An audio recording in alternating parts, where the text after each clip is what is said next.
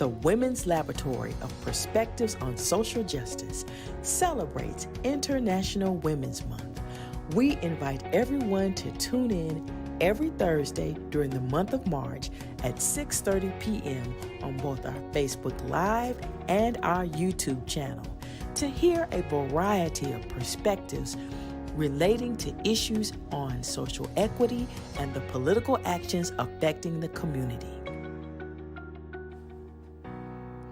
The Perspectives on Social Justice season begins with a segment of the Women's Laboratory celebrating International Women's Month. Our featured month-long dialogue includes D&I professional Regis Marshall, attorney and Reverend Dr. Egale Anderson Holness and daughter Reverend Allie Holness Rowland, Georgia State Representative Camilla Jackson, and licensed professional counselor Jaketra Bryant. All of them were speaking on issues affecting social equity in our communities.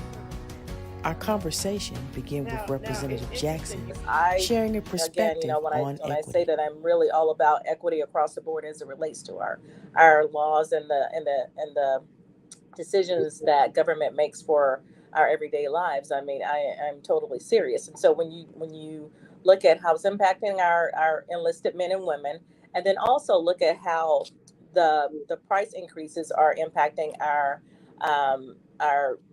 everyday citizens. I mean, it's so unfortunate because while we're fighting every single day for livable wages, and these prices continue to go up, they're impacting how we're able to afford roofs over our heads, how we're able to feed our families, how we're able to put, of course, gas in our cars.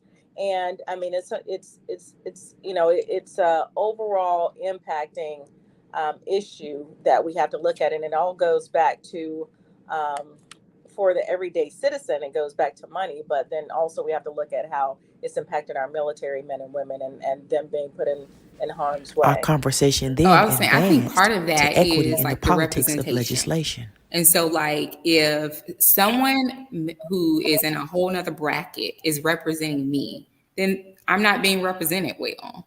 And so I think that's something that's been a big ongoing issue. If we don't have people of color that are from marginalized groups or from the neighborhood representing us, then they're not going to talk about the actual needs. And we're going to forever have educational disparities, racial disparities, gender inequality, and all the issues. Because again, it goes back to like, who's speaking for me?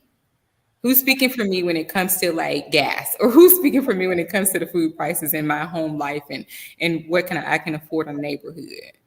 And again, and as we know, like we're just now on this slow climb where women of color are being represented and speaking for us. Because I know a older white man cannot speak for me as a mother, me as a Black woman, and me in my education. The conversation continued I sit in that about space every equity day, in and I politics see and the laws legislation. that the majority party makes every single day that have more negative impacts on our daily lives than anything that the minority party is trying to do, and it's unfortunate. And so I'm always saying, every single aspect of what we do every day from the time we get up to the time we go to bed at night, there's something that is involved with how who's holding the offices, whether it's local, state, or federal. And that's why it's so important for everyone to get out and vote, because before we get to the voting, politician Jackson, and voting is extremely important. But I wanna stay with this just for a moment, if it's okay with Dr. White. Go ahead. We got plenty of time. The workforce and racism and race. Racial inequities are entrenched in all aspects of the workforce. All of them. I've been in the workforce for over 40 some years. And the time, as I see it, for talk is really over. It's time to get to work and strategize and outline concrete ways in which we can impact this gender equality. And gender equality is the opposite of gender inequality, which I'm a former college professor as well, but it's in a state in which access to rights or opportunity is unaffected by gender. That's gender equality.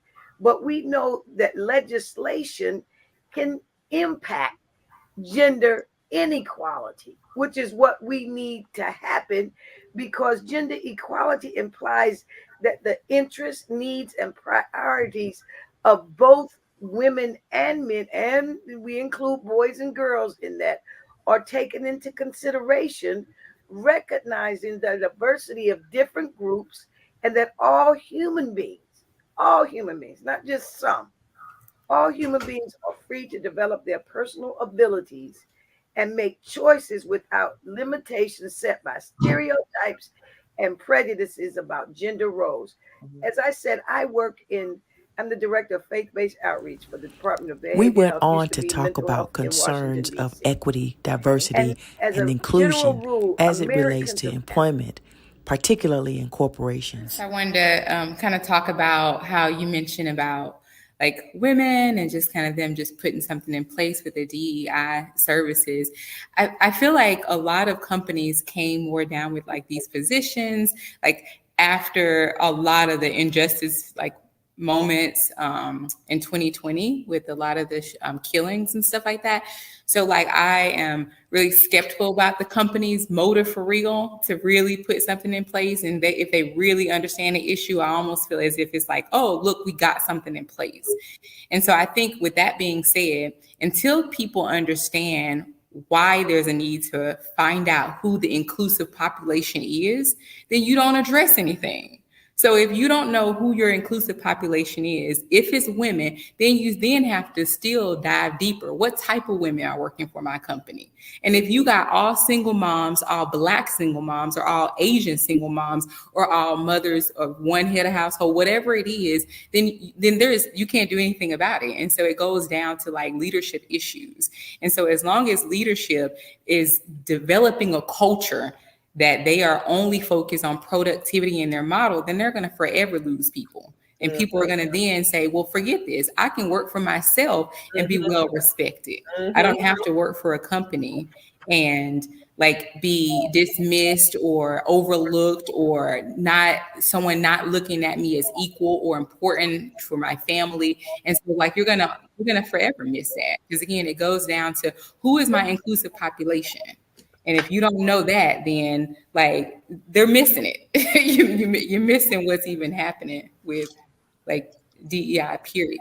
Yes, I agree totally. But just getting people to understand that from the time we get up in the morning to the time we go to bed at night, there's something throughout your day that is directly impacted by the people who hold the office to serve us.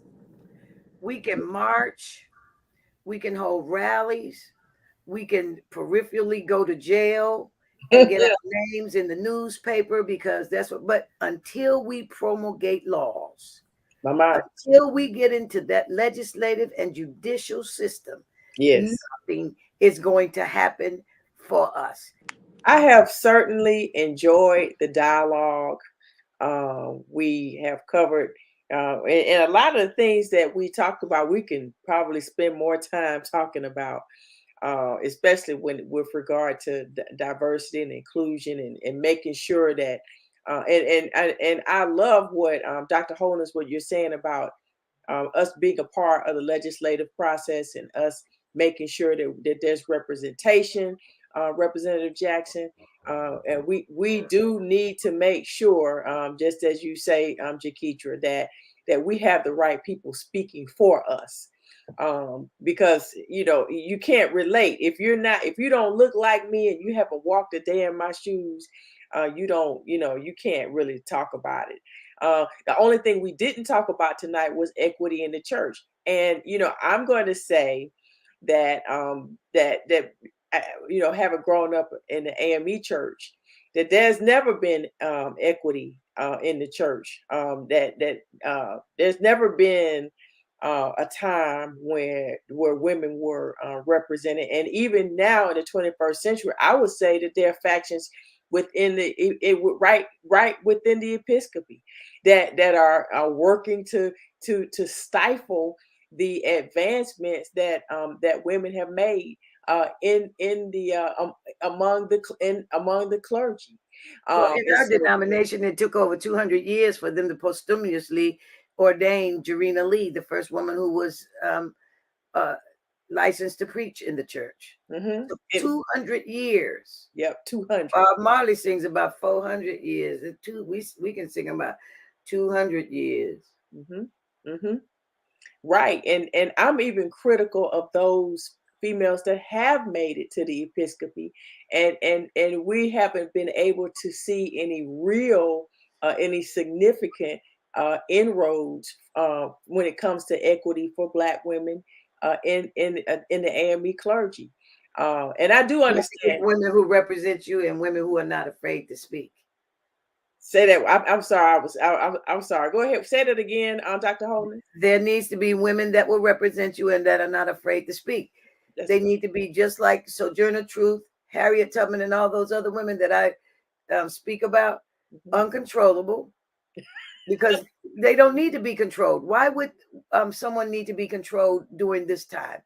Right. They need to get in trouble. John Lewis said, get in good trouble. Good trouble. Speak out. Say something. If you see something, say something. That's not just pertaining to what you're seeing on the street. If you see a suitcase, if you see discrimination, you need to say something. If you see gender inequity, you need to say something. If you see companies that are not dealing with diverse issues, you need to say something.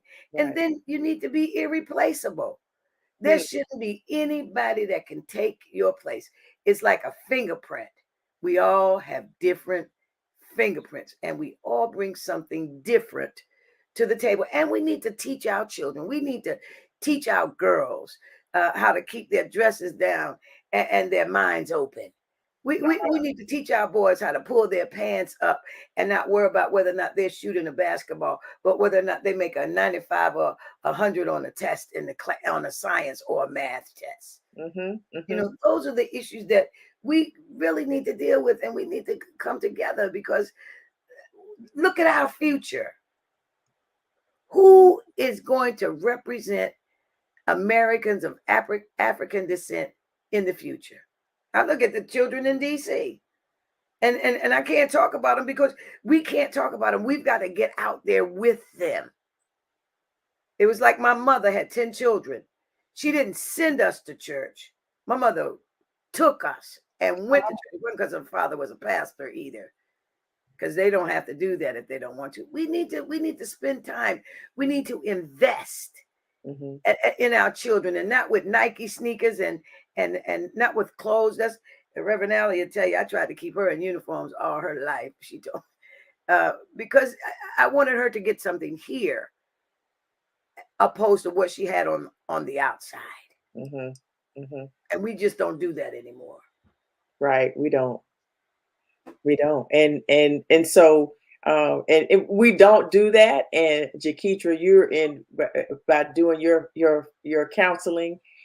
We hope that you take that charge on, that you hear the Reverend Dr. Holdis, Esquire, and that we march forward. Each and every one of us is called to take on the responsibility for our culture and how it's going to be represented in the future.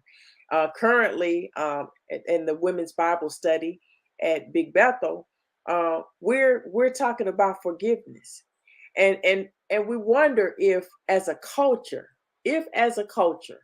we could advance, we would be advanced and have those values that Reverend Holden speaks about.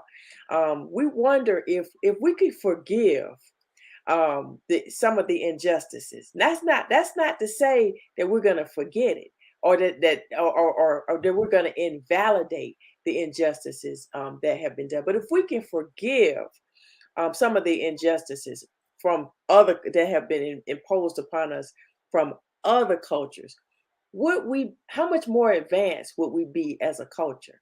How much more would we care about ourselves and one another as a culture? how much more energy would we put into helping our girls, as Dr. Holden say, keep their dresses down and their minds open?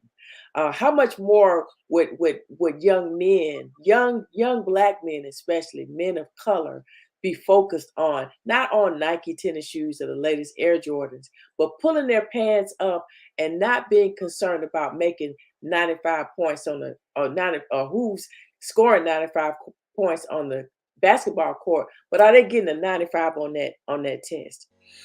We each have a responsibility to the next generation, to this current generation, and the next generation to come, to be represented, to be uncontrollable, as Dr. Holman say, to speak up. If we see something, we have a responsibility to say something. And so, on that note, I leave you. I thank you so much for tuning in. We thank you. I want to thank each and every one of my panelists for coming in and sharing their perspective. We're called Perspectives on Social Justice, and we welcome each and every one of you to share your perspective on any topic, because everything that's going on in our culture right now is a justice issue.